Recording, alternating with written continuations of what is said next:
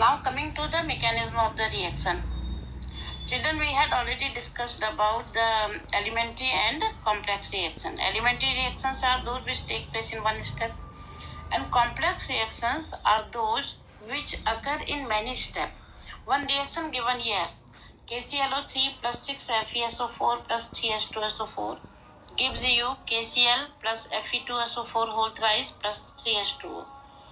Apparent molecularity of this reaction, if we count the number of molecules, there are 10 molecules which are taking part in the reaction.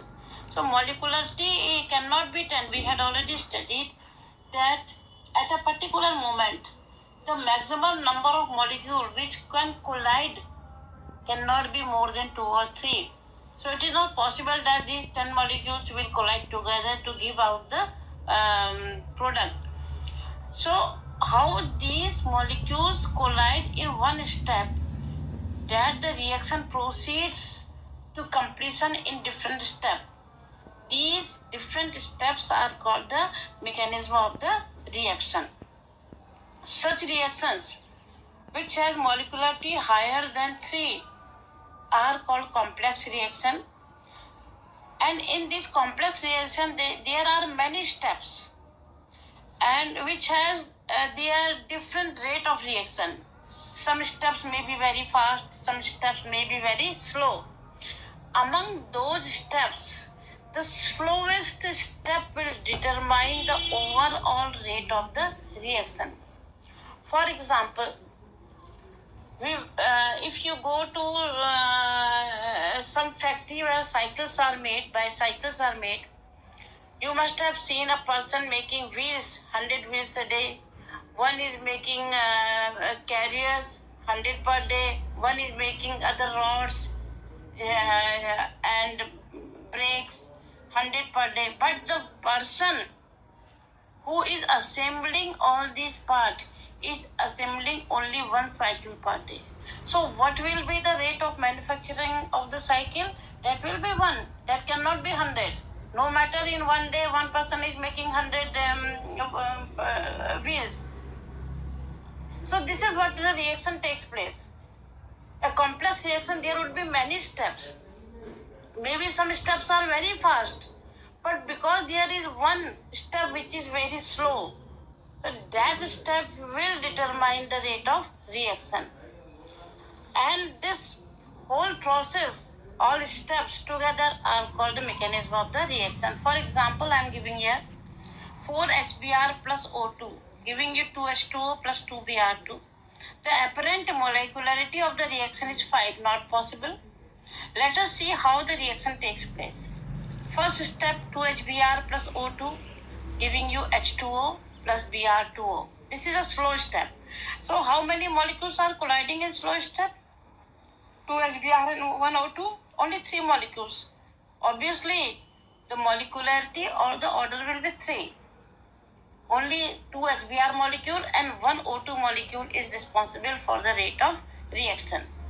Remaining 2 HBr molecules are colliding with Br2 in next step, which is very fast step and has nothing to do with the rate of reaction. When these 2 steps are added, we get the final equation as the original one. These 2 steps are called the molecular mechanism of the reaction. Now, in the slow step, you can see there are 2 molecules of HBr and 1 molecule of oxygen.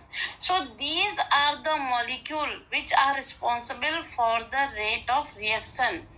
Any change in their concentration would affect the rate of reaction. Hence, we can write a rate law for this reaction. How?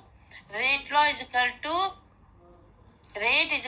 K concentration of HBr raised to the power 2 and concentration of O2.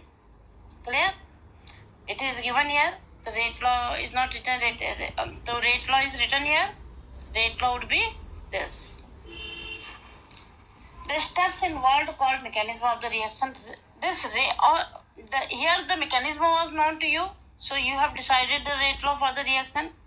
But most of the times, rate law is known to us by experimental method. We get to know the rate law, and from the rate law, we predict a mechanism for the reaction. It is just a prediction that reaction might have occurred this way.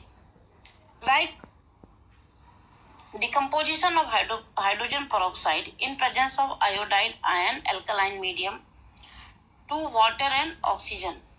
Here iodide ion is a catalyst, so remains unchanged in the reaction.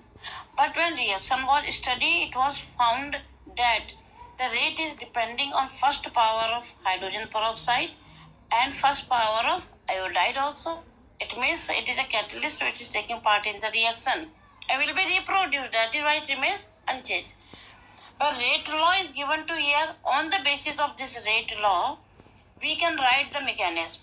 So the 2 moles of reactant, that is 1 mole of hydrogen peroxide and 1 mole of iodide ion, will be there in the slowest step. So first we will write the slow step. H2O2 plus iodide ion give you H2O plus iodide ion. That was a slow step because iodide ion is nowhere in the reaction, so it will be consumed in next step. H2O2 plus OI minus will be giving you H2O plus O2 plus iodide ion, which is first step. And overall reaction again is same as that the previous one. So here in this case, in the previous case, mechanism we were knowing, so we had derived the rate law. Here the rate law was given to us from which we have derived the mechanism. I will be giving you some examples in which the rate law is given and you have to derive the mechanism for the reaction. I revise it.